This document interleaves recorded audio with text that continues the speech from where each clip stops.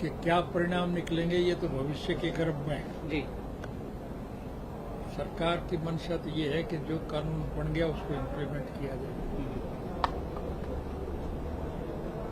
देश के लोगों की सोच ये है कि इस गलत कानून को समाप्त किया जाए। जी। लेकिन इसका कुल मिला के जो सुखद परिणाम निकला है वो ये है कि इस किसान संघर्ष की वजह से देश के लोगों को सबसे बड़ा लाभ ये मिला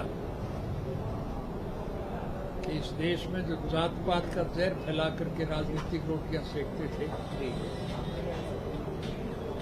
उनके मुंह पर करारी चपत लग गई। ये आंदोलन केवल मात्र किसान का नहीं है। आप मेरी बात से सहमत होंगे कि इस आंदोलन में 36 जात के लोग शामिल हैं।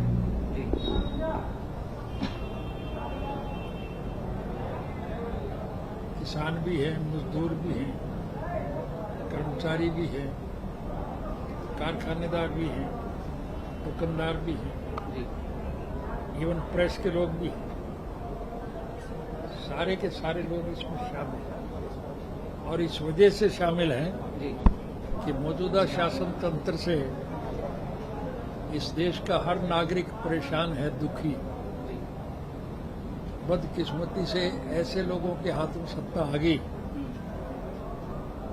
जिनका जनहित के कामों में कोई रुचि नहीं। उनका एक सूत्री कार्यक्रम है कि देश की दौलत को लूटा जाए और इस प्रकार के कानून बनाए जा रहे हैं जिससे सिस्टमैटिक तरीके से, योजनाबद्ध तरीके से सारे देश का पैसा मुट्ठी भर जो बड़े औद्योगिक घराने हैं, अंबानी और अडानी जैसे लोग हैं, उनके पास जा रहे हैं और उनसे ये डायरेक्ट ले रहे हैं और फिर समाचार पत्रों के द्वारा छपता है कि किस राजनीतिक दल को कितना पैसा लोगों की तरफ से मिला। उसमें ऊपर इन्हीं का नंबर आता है क्योंकि पैसा तो उन्हीं लोगों के पास है। क्योंकि सर पार्लियामेंट पर ये जा रहे हैं, जैसे किसानों ने आह्वान किया है, तो क्या सहयोग आपकी तरफ से, इनेलो की तरफ से, हम ये जानना चाहेंगे, हरियाणा की तरफ से भी साफ तौर पर यही कहें तो क्या सहयोग, किस तरह से सपोर्ट आप लोगों का? केवल हमारी तरफ से नहीं, समूचे राष्ट्र के लोगों की तरफ से एक सोच है जी। पार्लियामेंट के सेशन में पार्लियामेंट के मेंबरों को मजबूर किया जाए कि ये जो 3 कानून इन्होंने बनाए हैं उनको विड्रा किया जी। उसके क्या परिणाम निकलेंगे ये तो नहीं कह सकता। सर, आप किसान परिवार से आते हैं, किसानों के हित में आपने बहुत लड़ाई लड़ी है, आप पूरे मुख्यमंत्री रहे हैं हरियाणा के।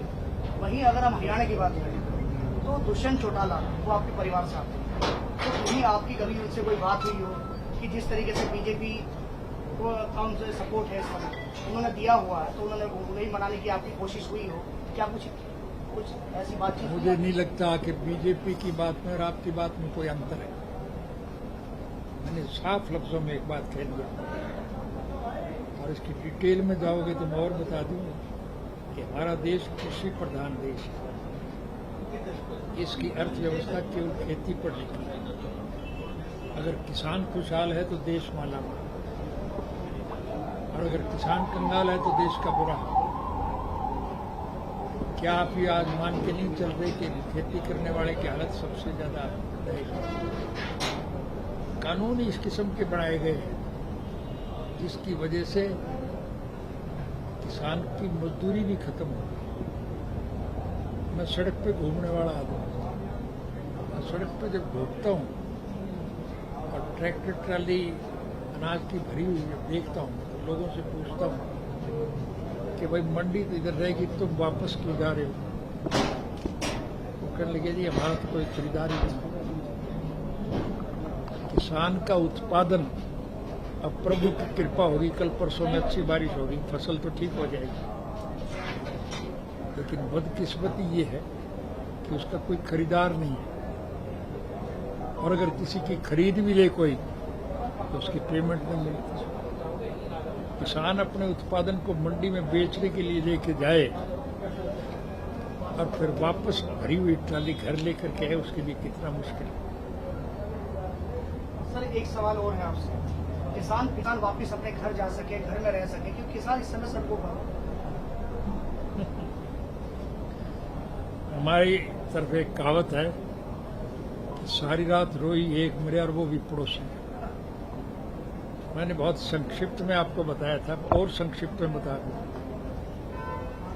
कि इस आंदोलन के साथ 36 जात के लोग शामिल हैं या नहीं है, ये प्रश्न मैं आपसे पूछता हूं।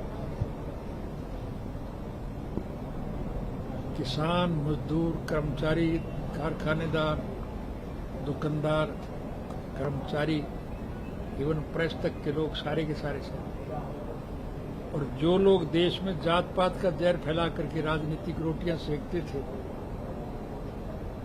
आज उनके रास्ते में सबसे बड़ी रुकावट इस आंदोलन की वजह से खड़ी है। जब कभी भी इस देश में चुनाव होंगे, और वो किसी समय भी हो सकते हैं, मुझे ऐसा लगता है कि मिड-टर्म पोल हो, मौजूदा शासन तंत्र की सरकार चल नहीं पाए, इनके गठजोड़ समाप्त हो गए, इनके चुने हुए प्रतिनिधि भाग रहे हैं कि नहीं भाग रहे, दूसरी पार्टियों के लोग इनकी पार्टियां छोड़ रहे हैं, संगठन में जो इनके साथ है वो भी भाग रहे हैं। इसलिए अल्पमत की सरकार के पास सिवाय मध्यावधि चुनाव के विचार नहीं है। मिड-टर्म पोल आज हिंदू, सिख, मुसलमान, ईसाई, हरिजन, बैकवर्ड सब लोग इकट्ठे हैं नहीं? मेरी बात का जवाब नहीं दे रहे आप। मैं ये पूछता हूँ कि सब लोग इकट्ठे हैं या नहीं? सर मीडिया जवाब देता है, मीडिया जवाब देता नहीं। अच्छा, तो आप केवल पूछना ही जानते हो या जब बताना भी जानते हो? सिर्फ सवाल पूछना ही तो आपका काम नहीं। ये काम तो मोदी के पास रह गया। इसने 7 साल के अरसे में कभी कोई प्रेस कॉन्फ्रेंस बुलाई क्या?